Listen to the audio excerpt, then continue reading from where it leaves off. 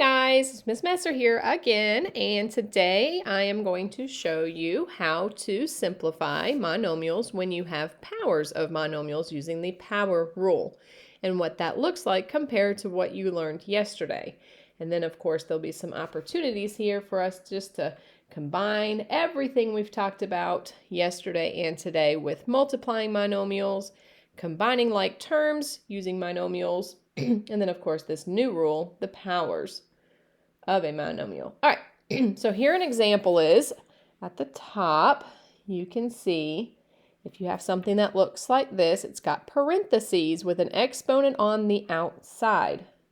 So if you notice, this has the exponent on the outside of the parentheses. That is a power of a monomial. In other words, we're going to have to apply the power rule. So what is the power rule? The power rule means that you are going to multiply your exponents.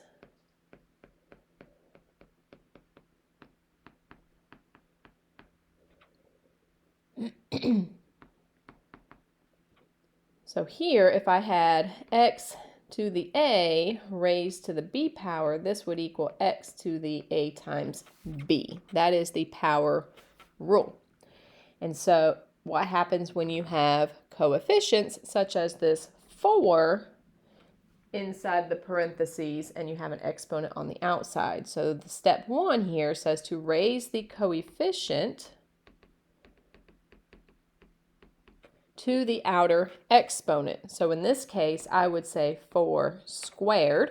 So think about it as distributing. Okay, so we know what 4 squared is. 4 squared means 4 times 4, which is 16. And then you're going to use the power rule to simplify the exponents. So again, back to this example, you're going to basically distribute that exponent on the outside. So we have x to the 3, and then we're going to square that. So we have to multiply because we're going to use the power rule, which says to multiply your exponent. So 3 times 2 is 6.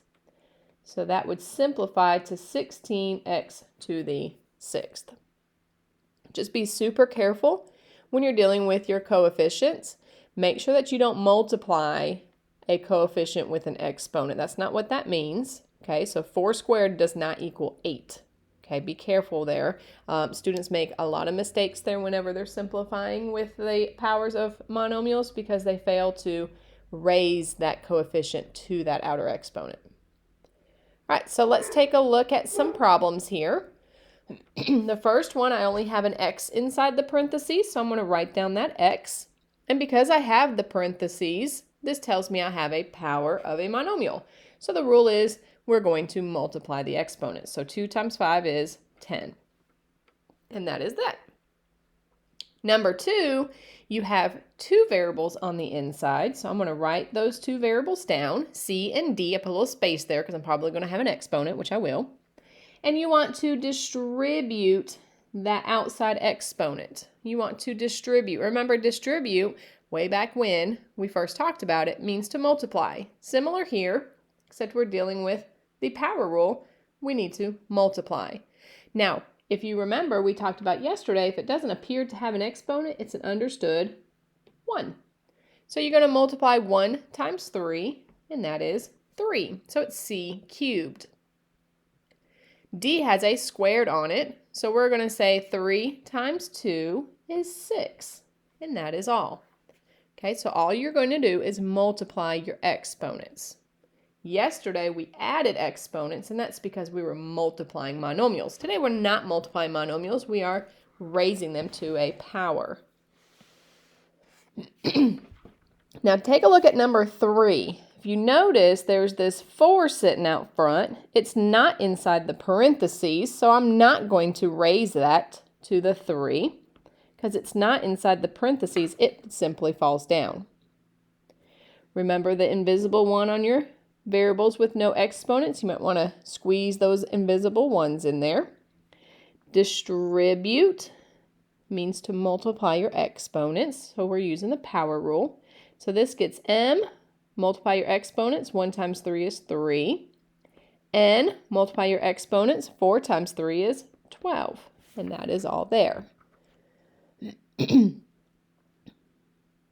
All right, let's take a look at number 4. This one's different than number 3 because it's got the coefficient inside the parentheses. So this is where we're going to raise the coefficient to that outer exponent. Remember, this does not say 2 times 5. This says 2 to the 5th power. And if you remember how exponents work, this tells me I've got 5 2's. Can anybody tell me what 2 times 2 times 2 times 2 times 2 is? I'm waiting. I can't hear you. I'm just kidding. It's 32. All right, so 2 times 2 is 4, times 2 is 8, times 2 is 16, times 2 is 32. Okay, now we have to do our x's. X has a 2 on it. Multiply with that outer exponent is a 10. 2 times 5 is 10. Y has a 1 on it. 1 times 5 is 5. So there's the answer for number 4. Is everybody good there? Fantastic. All right, I want you to try number 5 and 6. Be careful with 6. Don't get intimidated by that fraction. You can use a calculator to help you if you need to. But try number 6. I would write out that 1/2 3 times and multiply straight across. That way you have a fraction answer there. All right, so pause the video and go ahead and try number 5 and 6. And when you guys are done, have the sub unpause the video and so you can check your answers. Okay? All right, so hit that pause button. Okay, so check your answers here. Again, take those coefficients and raise them. So that's what I wrote along the top. -3 to the 3rd power should have given you -27 because that says -3 times -3 times -3. And then remember to multiply your exponents on that x. Number 6, 1/2 to the 3rd power means 1/2 times 1/2 times 1/2. And we know that that is 1/8. So we get 1/8, and then we multiply the exponents on the a, and you get 9. 4 times 3 is 12, and 5 times 3 is 15. So that's where those numbers are coming from. All right. Hopefully you did good. Fix it if you missed it. All right, pause the video again and try number 7 and 8. Go ahead and pause the video, and then try number 7 and 8. Unpause it once everyone's finished, and then you can check your work. All right, so check your 7 and 8. Again, you distribute, multiplying those exponents together. Be careful with those big numbers in the front. Those are called coefficients, and so you have to remember to raise that coefficient to that exponent on the outside. So -2 squared means -2 times -2, which is +4. You should remember 2 negatives equal a positive. Be careful there. Fix it if you missed it. Number 8, same thing. -5 squared means -5 times -5, which is a +25. And again, multiply your exponents, and that's how we got x to the 6th and y to the 8th. Fix it if you missed it. Now, the next set of problems, you notice that we have the parentheses, so we're going to use the power rule, and we have multiplication, so we're going to use the product rule from yesterday. Do you remember the product rule from yesterday? That means when you're multiplying monomials, you're going to, that's right, you're going to add exponents.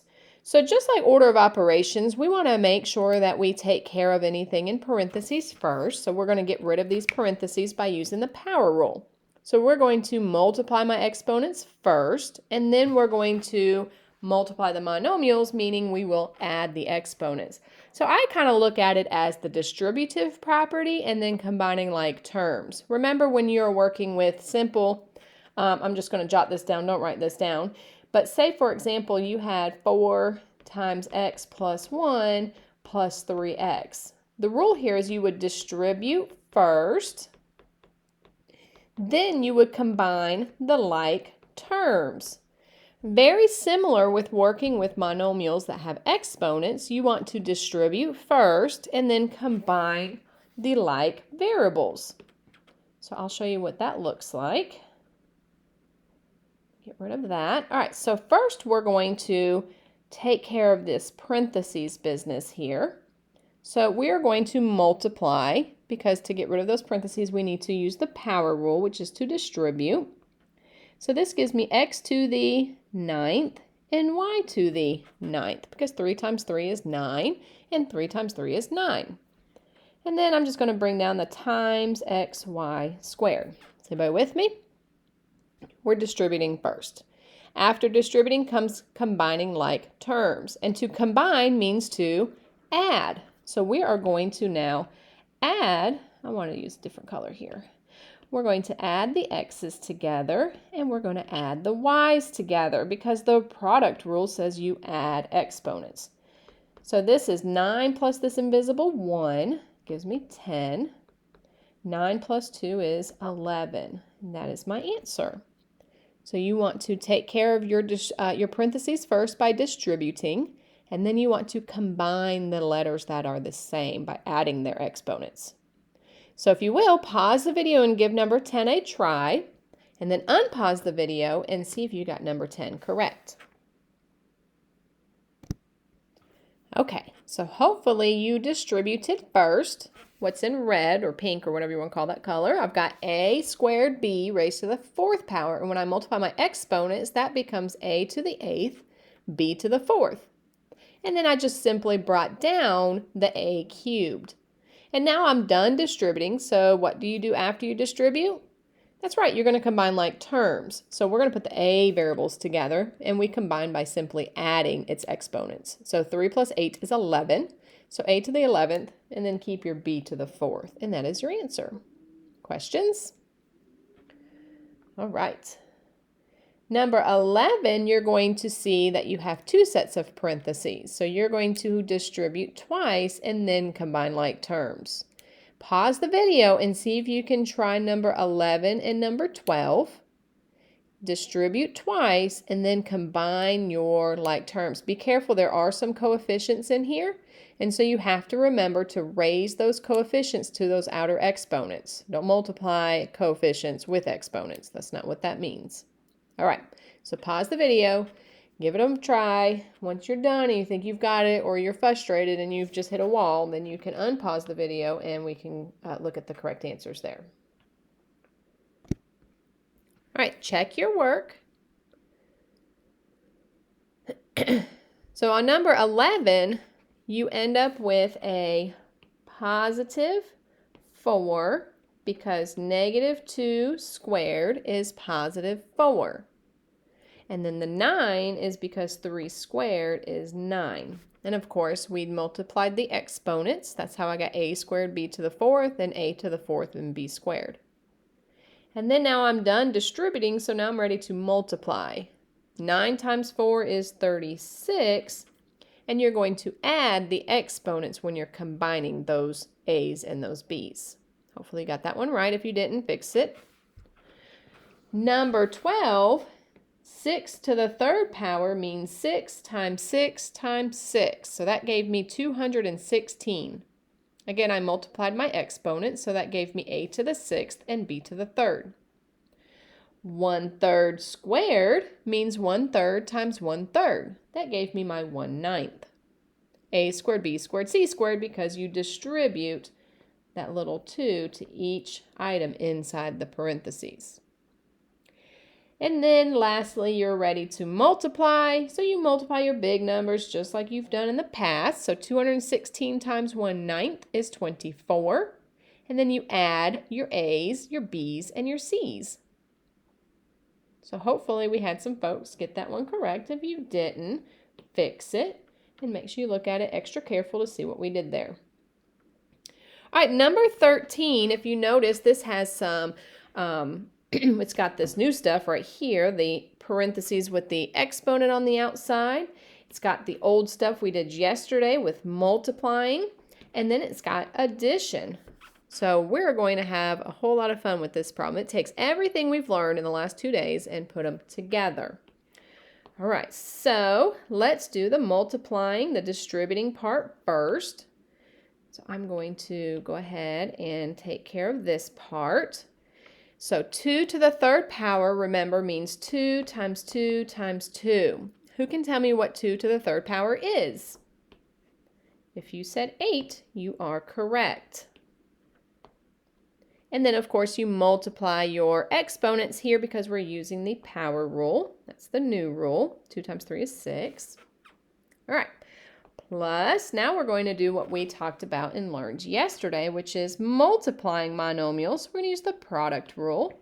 Multiply the coefficients together. I only see a 3, so I'm going to keep that 3. And I'm going to add my a's together. So 4 plus 2 is 6.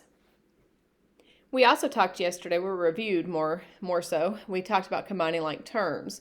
And so if you notice, they both contain an a to the 6th power, so they are considered like terms. So we're going to simply add 8 and 3 together. Remember, when you're combining like terms, do not add exponents. Earlier we were multiplying, that's why we added the exponents. Here we are adding, so we do not add exponents. Studying will help clarify that. All right. So multiplying, you do add your exponents. Addition, you do not add your exponents. So right here where we're adding, you only add the 8 and the 3, not the exponents. Make sure you study that so you don't get them confused. All right, I'll do number 14 with you because this one looks like a whole bunch of stuff going on. And I know when you look at it, it's very intimidating and you just go, nope, can't do it. But you can. I always say take little bites. Don't try to do this whole entire problem in one big old step. You want to make sure that you take your time and do a piece at a time. So I am going to start with this part I have highlighted in red. So 3 to the 4th power means 3 times 3 times 3 times 3. Anybody know what 3 times 3 times 3 times 3 is? I'll give you a second. I know somebody in there knows it. What is it? That's right, it's 81. Let me move that out of the way. So if you said 81, you are on top of things today. X to the, what do you do with your exponents? That's right, you're going to multiply. So this gives me x to the 12th and y to the 4th. Excelente. All right, the next thing I can do, I have another power problem here. I know that because there's an exponent on the outside, so you always want to take care of those pieces first. If you have an outer exponent outside the parentheses, you want to use the power rule first. So I'm going to keep my minus sign. And we have 7 squared. So 7 times 7 is 49. Absolutely.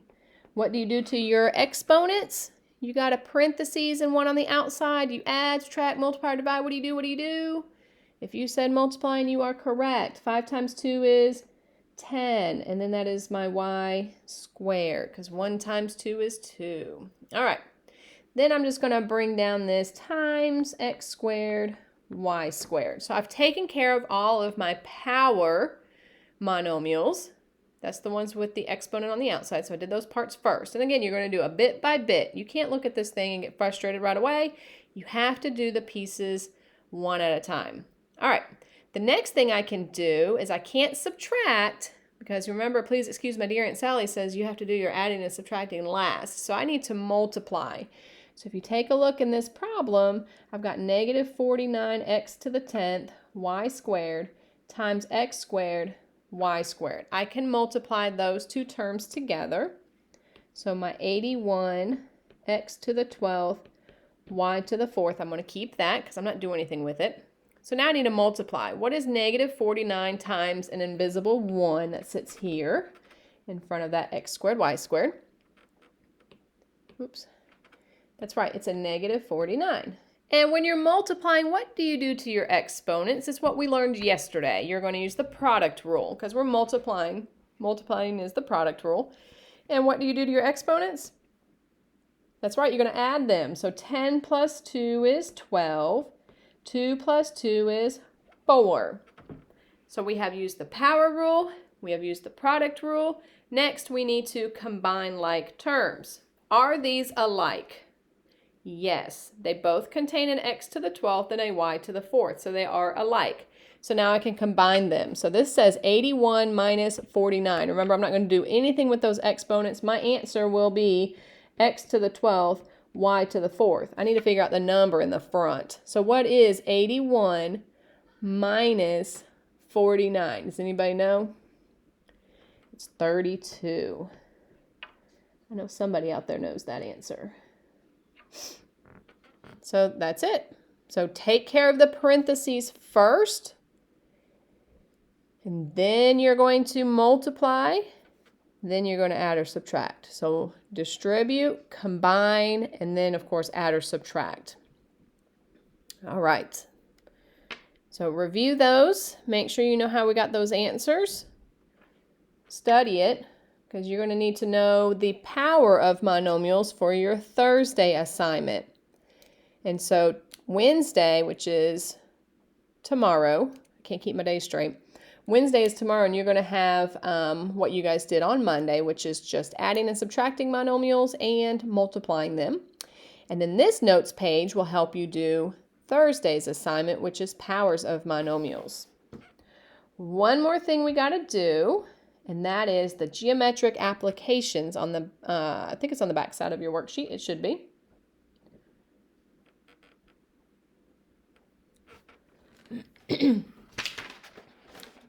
Making sure. Yeah, it's on the back side of your worksheet. And I made an oopsie, and I'll go over my oopsie here in a little bit with you guys for your remote assignments. I think this worksheet's copied on the back of your Wednesday assignment. We'll just put an X through it. Unless you get really bored and you want to rework them out, you can. But why would you do that? All right, so geometric applications. How many of you guys remember about perimeter and area? This is like old school stuff. Perimeter, remember, is the sum of all sides in the shape. The area is the space in which it contains. So to find the perimeter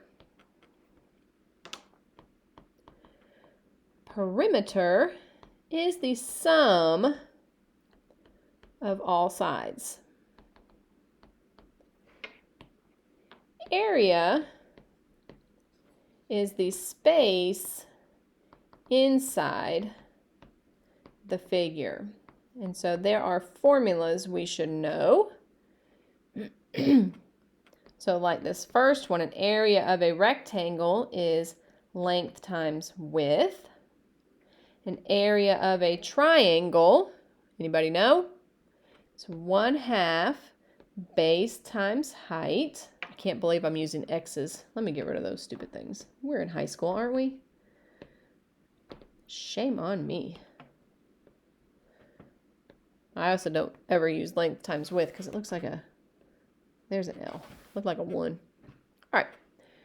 We got another triangle there. And then we have this funny little shape here. This is called a trapezoid on number 4. To find the area of a trapezoid, it's 1/2. Does anybody know? The height times the sum of the two bases. So I'm going to say base 1 plus base 2. It does not matter who you call base 1 and base 2, but as long as you add those two bases together. And then you have the circle. Who knows the area of a circle? That's right, pi radius squared. All right, so jot those equations down. I'll go ahead and do number 3, even though it's a repeat. It's a triangle. 1/2 base times height. There, so now you have all of the formulas needed to find the area of 1, 2, 3, 4, and 5. And all you have to do now is just plug in the lengths that they're giving you and solve them. Of course, for perimeter, super easy. Add up the sides, making sure you're combining like terms. So that perimeter is going to use what we did yesterday. So let's do number 1. The perimeter is going to equal the sum of all 4 sides. They've only given you 2 of the 5 sides. You need to figure out the other 2. It's a rectangle. I was going to sneeze, but it went away. Okay. So this is the same as the 5x squared. 12x is the same across from it. So when I am ready to combine my like terms, I just find the ones that match. So I'm going to highlight those in the same color. You can circle them or underline them or put triangles around them or whatever to identify them. Or if you have colored pencils, which is a fantastic tool to have, by the way, if you don't have any, you should invest. Colored pencils work great as far as a highlighter. Anyway, all right. So I'm going to put my x squareds together first because I want my answer in standard form, which we'll talk more about that when we get to polynomials. But I'm a creature of habit, and I like the x squared terms to come first. So 5x squared plus 5x squared gives me 10x squared. Remember, do not add those exponents when you're combining like terms. When do you add exponents? That's right, when you're multiplying. We're not multiplying, we're adding. All right, plus The two sides that are in red, 12x and 12x is correcto mundo, 24x. That's your perimeter. Put a box around it. Area, remember, is length times width. So that would be my 5x squared times 12x. 5x squared times 12x. What is my 5x squared times my 12x? Well, 5 times 12 is 60. X squared times x, what do you do to those exponents? Now can you add them? Yes, you use the product rule. The product rule means to add the exponents. So when you multiply, you add. When you add, you don't add. All right, so that's my area.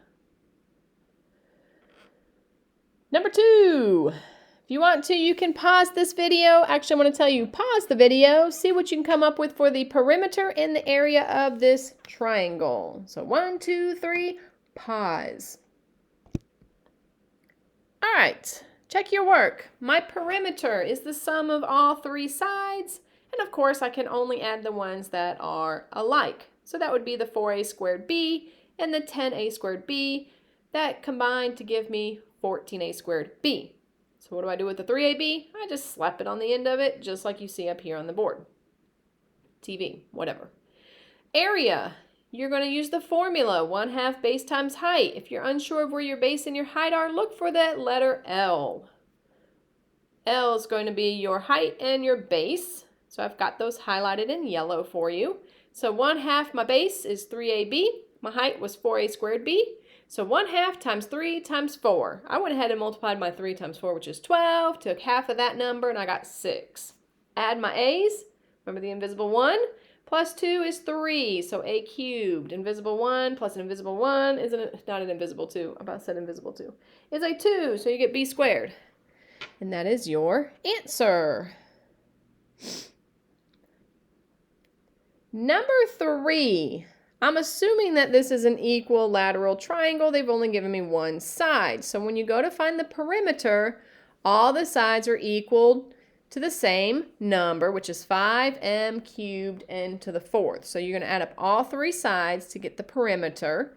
And for the area, you're going to use that formula, 1/2 base times height. All right, so pause the video and see what you get for those 2 problems, or the 2 pieces, perimeter and area.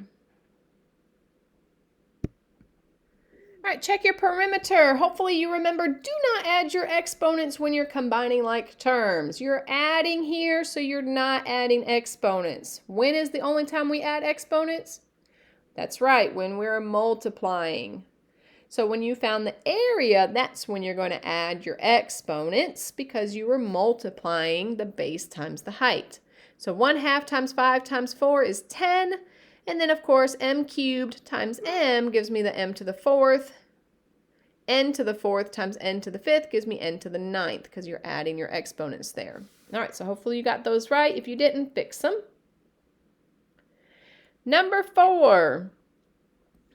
Let's see here. We're going to find the area using this formula. They don't even want the perimeter, which is good because they left off some pieces in order for us to find the perimeter. So all we're going to do is plug in everything we are given into this equation. So we're going to say area equals 1/2 the height. Which side represents the height of this trapezoid? Did you say 2xy? You are correct. Times the sum of the 2 bases. The bases are going to be the top and the bottom of the trapezoid. They're parallel to each other. So that is the 4x squared y and the 7x squared y. So all I've done is plugged everything in. I know it looks very scary and intimidating, but we can do this. Order of operation says I'm going to do what's inside the parentheses first, and I can definitely combine those because they are like terms. They both contain an x squared and a y. So when I'm adding, don't add the exponents. So I get 11x squared y, keep my 2xy, and keep my 1/2. All right, so what is 1/2 of 2 times 11? Well, 1/2 of 2 is 1. 1 times 11 is 11. What do I do with my variables? Yes, you're going to add the exponents. Very good. So this here is the area of that trapezoid. Very good. Number 5, find the area of the circle. Again, I'm going to take what I'm given and plug it into the formula, which is pi. My radius is half of the center to the side. Excuse me, it's half of the diameter, which is from the center to the side. Sometimes my brain works faster than my mouth, or maybe vice versa. All right, so there is my radius squared. And so what I need to do is I need to do the power stuff first. That's that new thing we've learned today with the parentheses and the exponent. So this says 3 squared. Please don't tell me 6. What is 3 squared? 9.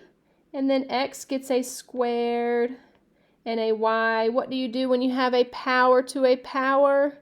You multiply those numbers together. So that gives me a 6. We never raise an exponent to an exponent. That would just be wrong. And then, of course, we have times pi. So for pi, you can use 3.14, or if you have a handy-dandy calculator nearby or you have Desmos popped up, there is a pi button on there. And so I'm going to use the pi button on my calculator. And so I get pi times 9, and this gives me approximately 28.3. And I'm going to keep my x squared y to the 6th. So there's the area of that particular circle. And so you'll need that for this week's lesson, for your Thursday lesson. There is some geometric shapes, just a few on there. And of course, here are your formulas. So make sure you know to refer back to this page, because this has all the different formulas for the different shapes you are responsible for knowing in this class. Make sure you have those written down and you have them nearby when you're doing your worksheets this week. All right, so let me explain to you what your remote assignment is for this week. And so if you haven't already gotten your worksheets, the sub will give you those. And so the first one looks like this. Mine's crinkled for whatever reason. But if you would, on the top of it, please write Wednesday remote practice. So that way you know that this one is your Wednesday assignment. So if you haven't gotten it yet, make sure the sub gives it to you and write Wednesday at the top. And this is the one that says adding, subtracting, and multiplying monomials. This is the one I think I screwed up. If you flip it over on the back, that's what you'll see. Those are the problems we just did. So do me a favor and mark an X through that. You're not going to redo those problems. We just did them, unless you get really super bored and you want to. So again, Wednesday's assignment looks like this. It says adding, subtracting, and multiplying monomials on the top. Let me highlight that for you right there. So make sure this one is your Wednesday.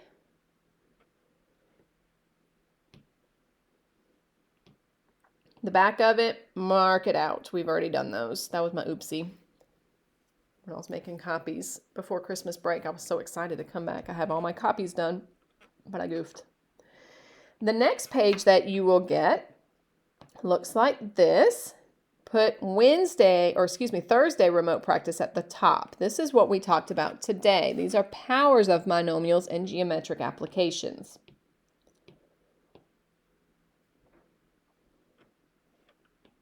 So when you get this, or if you've already been handed this worksheet, fantastic.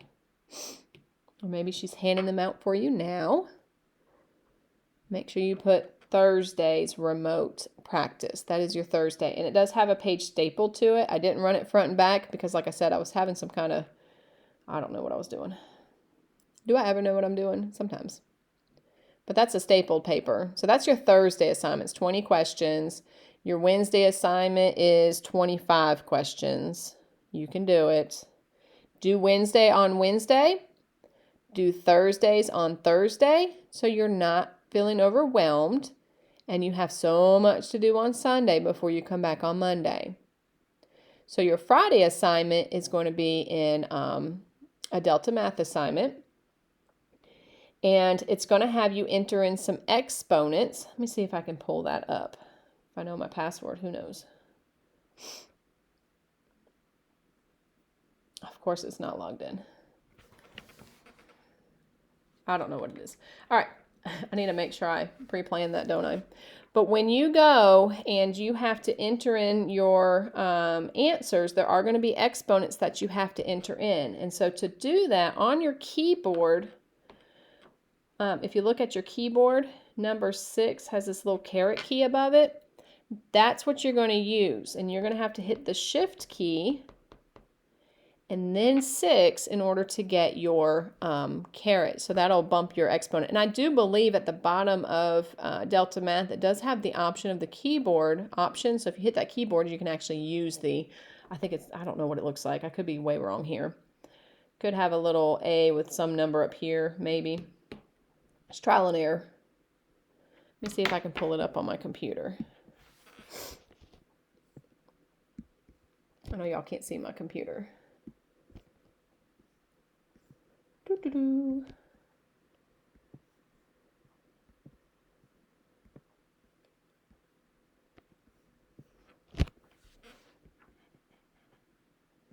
Yes, there is a little keyboard option. If you hit that little keyboard option, I know what it looks like. It says A squared. So if you hit the A squared button, it gives you the exponent option. All right. Good deal. So you look for the little keyboard. You have your little answer submission here where you're going to type your answer in. Over here, there's like this little thing that looks like that. If you push that, you'll see a whole bunch of options. Just let me know if you have a question. Watch the video. It tells you how to do it. But that's your Friday assignment, is a Delta Math. And remember, you can always access that by going to Google Classroom. And it looks like you guys are all logged in now. I don't even know where my Google Classroom is. I can't see it. There it is.